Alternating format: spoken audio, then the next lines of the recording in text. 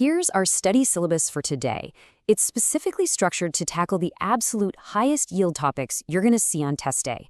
We'll hit the key terminology, compare bills and promissory notes, map out the flow of foreign bills, simplify those tricky journal entries, highlight common pitfalls with dishonored bills, and wrap up with some solid exam practice. Let's get right to it. Starting off with a key terminology review. Because before we even touch a journal entry, we really need to do a rapid-fire review of the essential vocabulary you absolutely must know. First up is the drawer. This is the party that actually creates or draws up the order to pay a specific amount of money. Now, here's an absolutely crucial detail for your exam. In a bill of exchange, the drawer, meaning the person demanding the money, and the payee, the person receiving the money, well, they can actually be the exact same person. Next, we have the acceptor, who's also known as the drawee. This is the party the order is directed to. They officially become the acceptor the very moment they sign their name on the bill, agreeing to the terms. So the main takeaway here is that the primary liability on a bill of exchange always falls to this acceptor. If the bill goes unpaid, this is the person who's legally on the hook first and foremost. Finally, in our vocab check, we've got the notary public. Look, in the real world of commerce, people sometimes just don't pay, right? So if there's fear of a bill bouncing, which we call dishonor, the bill is handed over to this public official.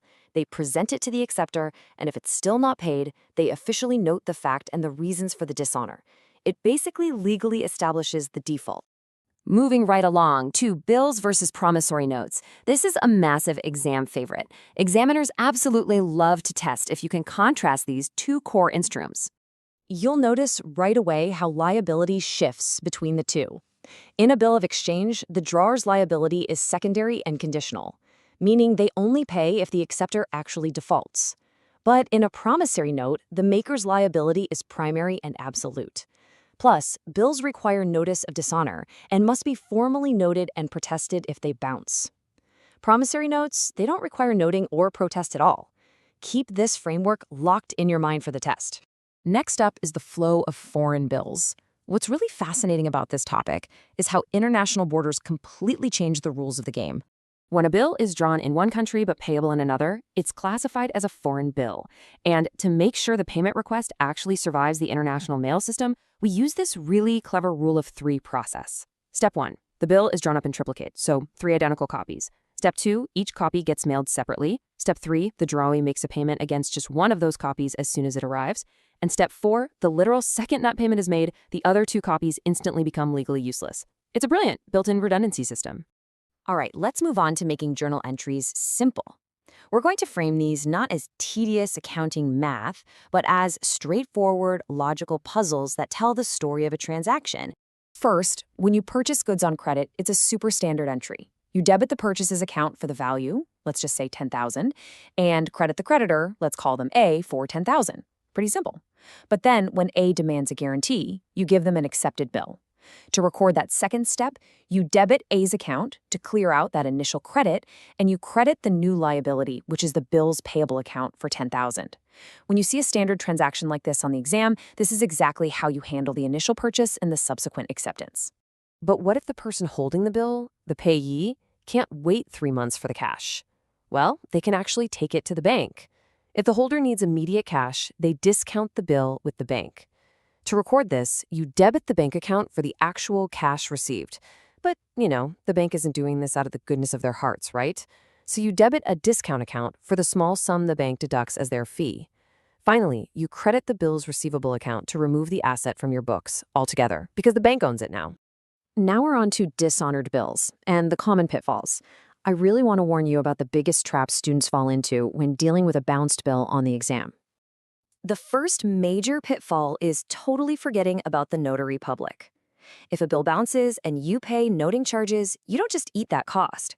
The correct exam behavior is to always add those noting charges into the total amount you're now trying to recover from the defaulting drawee. The second massive pitfall relates to insolvency. Say the drawee goes bankrupt and can only pay like 50 pices to the rupee. Students so often forget what to do with the rest. The correct move? In the books of the drawee, that unpaid, irrecoverable amount absolutely must be credited to a specific account called the deficiency account. Seriously, don't lose easy points here. Always remember to track your noting charges and use that deficiency account for the drawee's bad debts. Okay, time for some exam practice on foreign bills. Let's see how this builds your confidence by finishing strong with a quick pop quiz to test your ability to spot foreign bills out in the wild. Here's scenario 1. The bill is drawn inside India, but the person it's drawn on lives outside India, and the money will be paid outside India. Take a second to solve this based on the geographical rules we just discussed. Is it an inland bill or is it a foreign bill? If you guessed foreign bill, you completely nailed it. Thanks to the clear boundaries set by Section 12 of the Negotiable Instruments Act, any instrument that isn't strictly an inland instrument, meaning both drawn and payable within the exact same country, automatically defaults to being classified as a foreign bill. Let's try one more, slightly trickier variation. This time, the bill is drawn outside of India. However, the actual payment is scheduled to happen inside India. Think about Section 12 again. What's your final answer? The answer is, once again, a foreign bill. Because the document was originally drawn outside of the country's borders, the whole legal chain was started internationally. Therefore, it remains a foreign bill, regardless of the fact that it's ultimately being paid on domestic soil. As we wrap up this explainer, I really want to leave you with a defining quote from our source material. A promissory note needs no acceptance, as the debtor himself writes the document promising to pay. Keep this fundamental truth in your mind during your test. A bill of exchange is an order from someone else that demands a signature of acceptance, while a promissory note is a voluntary promise that stands entirely on its own. It really makes you wonder, as you walk into your exam, in the high-stakes world of international trade, which instrument truly carries more weight?